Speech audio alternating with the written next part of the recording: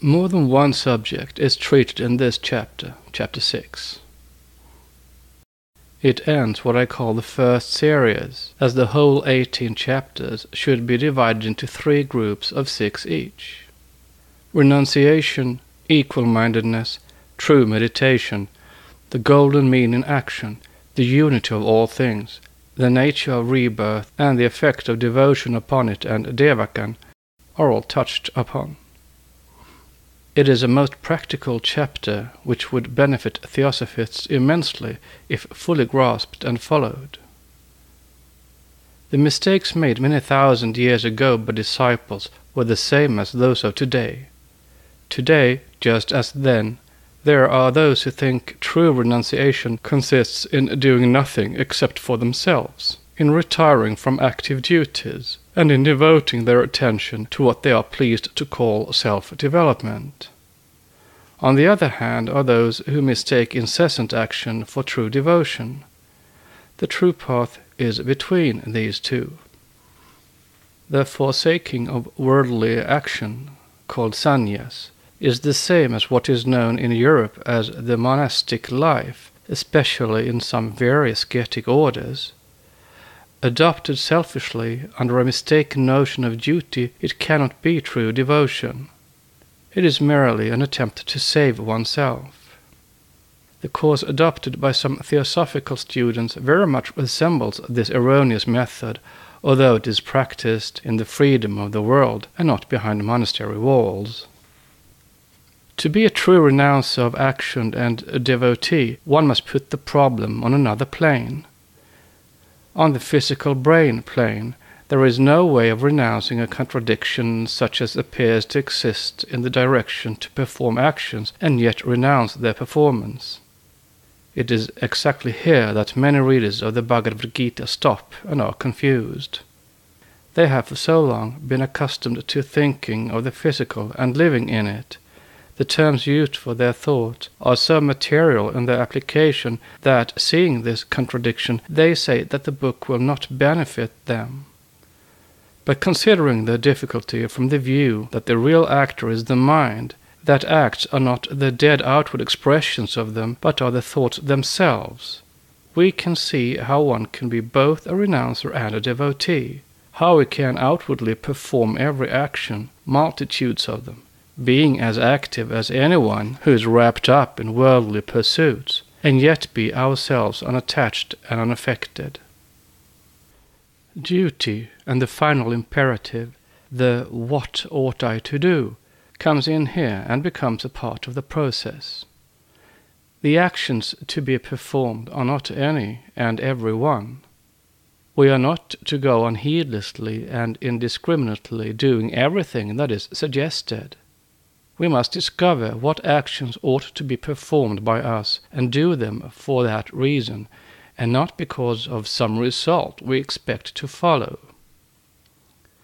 The fact that we may be perfectly certain of the result is no reason for allowing our interest to fasten upon that. Here again is where certain theosophists think they have a great difficulty. They say that knowing the result, one is sure to become interested in it.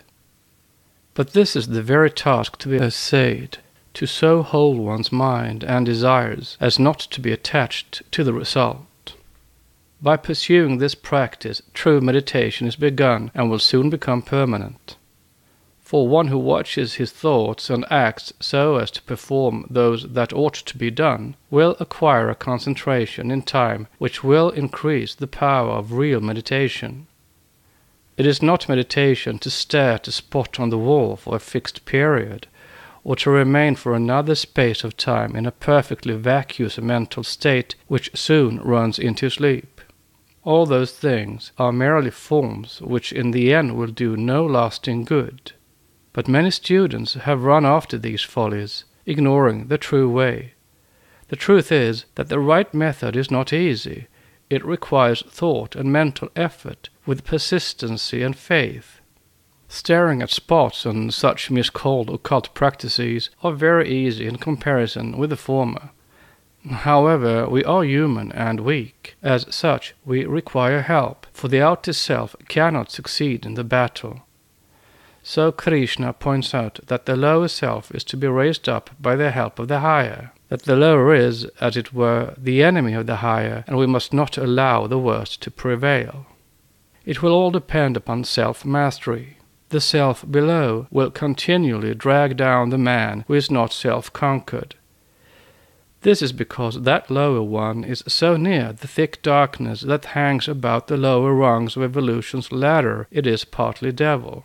Like a heavy weight, it will drag into the depths the one who does not try to conquer himself. But on its other side, the self is near to divinity, and when conquered, it becomes the friend and helper of the conqueror.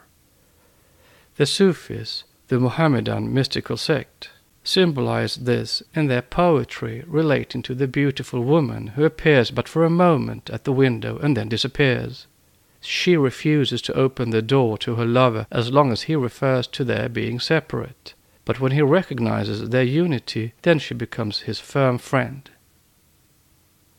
The next few verses in the Gita outline that which is extremely difficult: equal-mindedness and intentness upon the Supreme Being in heat and cold, pleasure and pain, success and failure.